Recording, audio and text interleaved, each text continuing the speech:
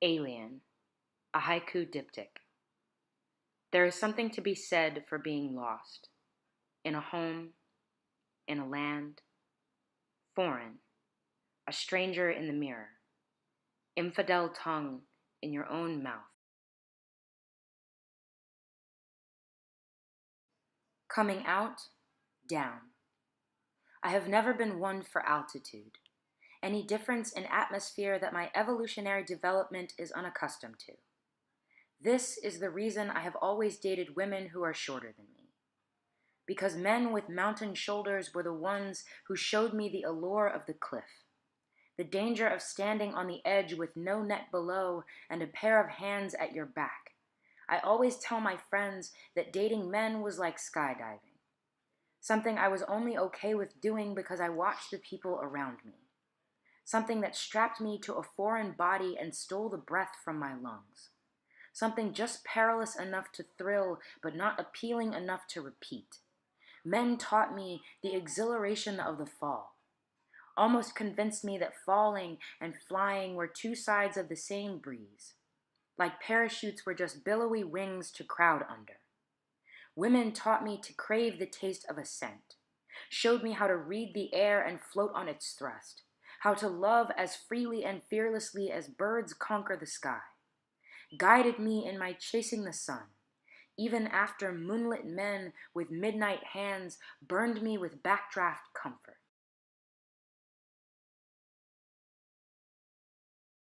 11 o'clock news. A haiku. New headline. Black man walks like thunder. Does not look out for white lightning.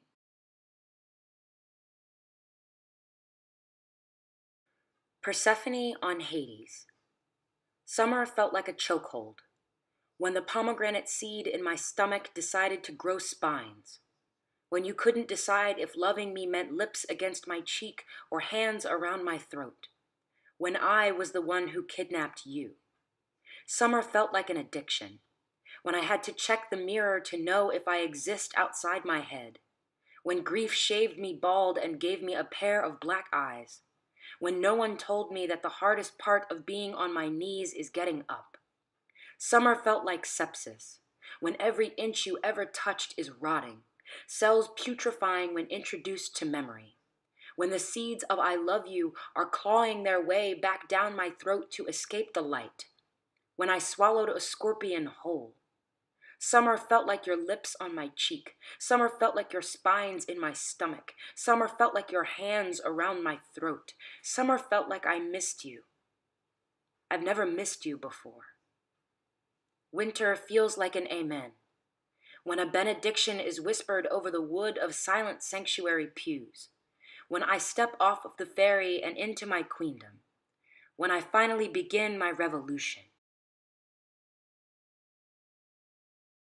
Virgil über de Muse, for Julia.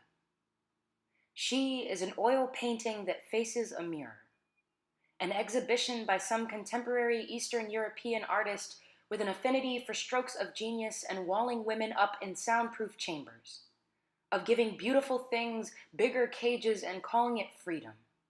A hyper-realistic watercolor tableau of a chrysanthemum in bloom.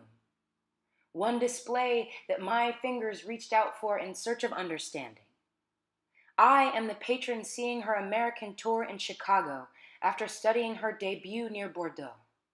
Familiar spirits now, we spent the months on opposing sides of the glass. There have since been days when I am the only one she lets through her gallery doors, when she has taught me that goodbyes are made for those accustomed to closing doors rather than opening them, when she opens up in the early mornings just to welcome me into her corridors.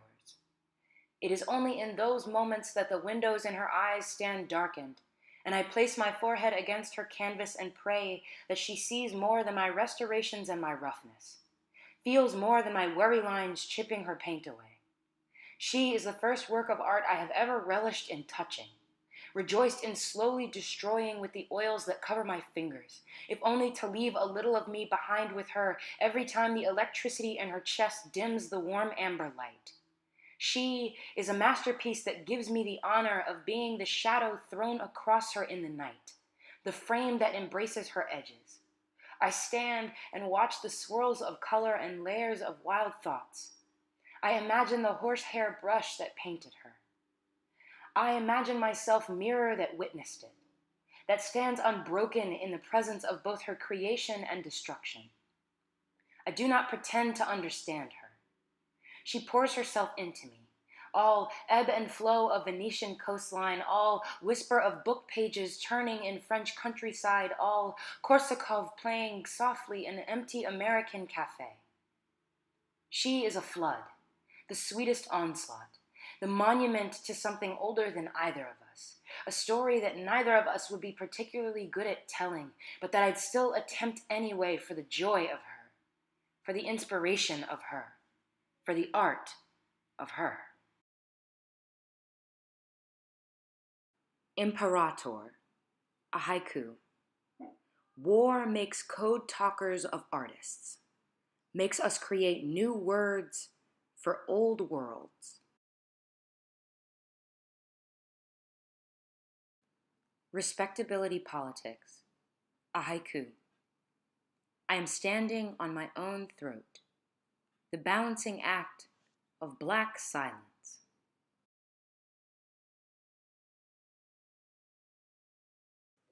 Apollo on Daphne. I have recently found myself describing my solitude with language like eternity.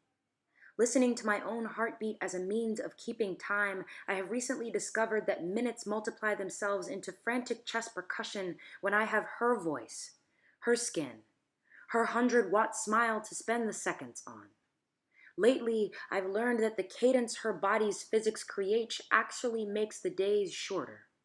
She is the entire summer season in the orange flash of marigold petals, fleeting, constantly on the other side of the breeze. I am unsurprised that these are also the moments I can clearly recall conferencing with death among laurel tree limbs. A different summer, different hands ghosting over my sternum, a different gravity that made me the only one to fall. A stroll with death like two gods with all of life between us. Today, I bask in the silence of a new solitude, heartbeat wading through wet cement of memory and touch and tumuli. Our time together fades just as a season does, slowly enough that I do not closely mark its departure until my bedclothes do not hold its warmth anymore. Interfaith meditation for Maya, a haiku. Writing next to mandala, Buddhist poet sees Christ in full color.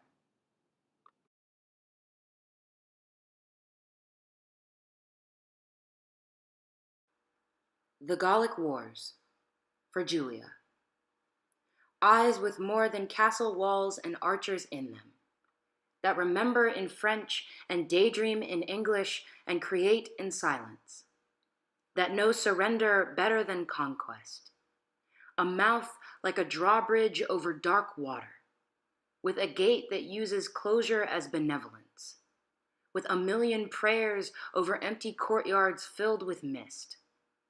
Hair that is itself a crown, that is both wild and timid, furor and hesitance, that begs description by both the sighted and the blind.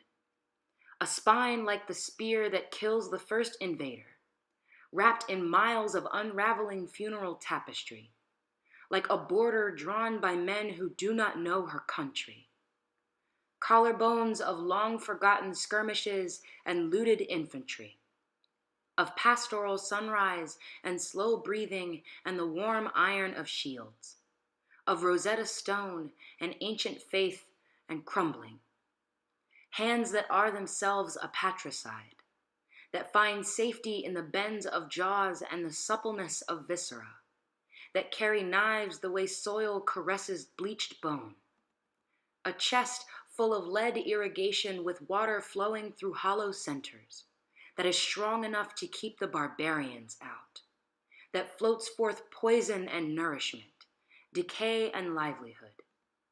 Names like a benediction, a war cry and a mantra, like survival, like swords clashing on parapets and chimes in a monastery, like dust settling, like sage to specters and Petrichor after cannon fire, a visage worthy of a title, or 10, deserving of a suitor, of a worshipper and a commission artwork, demanding of quiet exaltation, of a tower not unsullied by the harshest days, spirits in the shape of a horseshoe, lucky and superstitious, like playing with fire, like arson in a hecatomb meant for sacrifice.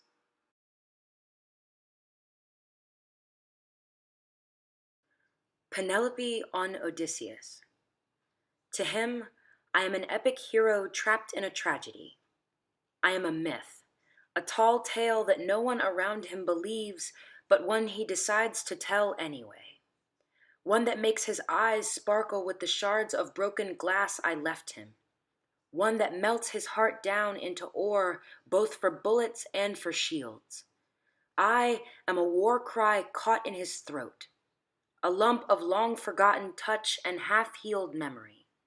One that lashes him to the mast and lambasts him with siren songs of promise. One that makes love in the silence of an open ocean.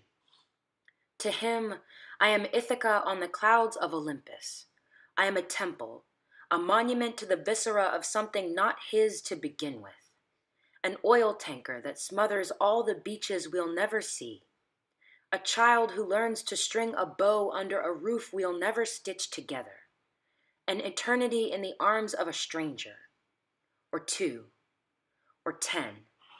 To him, I am sacrilege, I am expulsion, I am betrayal, I am ice-cold water followed by white-hot iron. I am a brand that he never wanted but will always belong to him. To him, I am an absence of color, a void, a vastness of black that is ever expanding. I am always too big for his hands, yet always small enough for his head. I am knocks on the door on mornings when only death is awake. I am terror of tomorrow and its accompanying lonely. I am the smoke between his fingers and the fire against his back.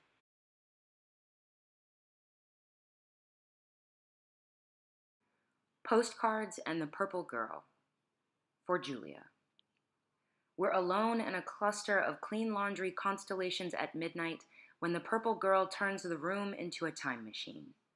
Memories by the hundreds, chest thick with ruins and hostels and the warm drunk feeling she only gets from tasting the air of a new horizon. The purple girl takes my gaze with hers, and Spotify playlists us through still life snapshots of ice skating in Vienna and bourbon drinking in Seville, and abandoning the shadows of the men who mishandled her in Venice.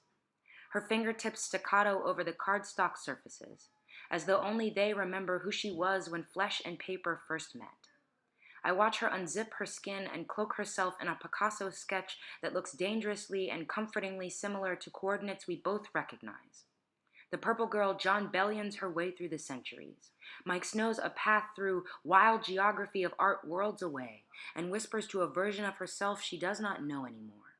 Her stories become an onslaught of melancholy fondness, epitaphs to her ache for a reimagined history of her own renaissance. Though she knows these moments now as tourist rather than citizen, a quirk of her lips betrays her spirit's thirst for open space, the gamey scent of discovery, a past where no god of time or fate could lay a finger on her.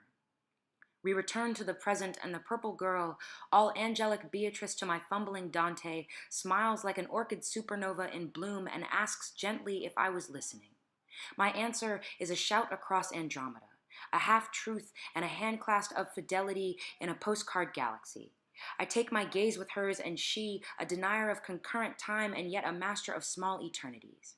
I exhale along her asteroids with a stutter, every future heartbeat against my ribs, my hands reaching for her stardust.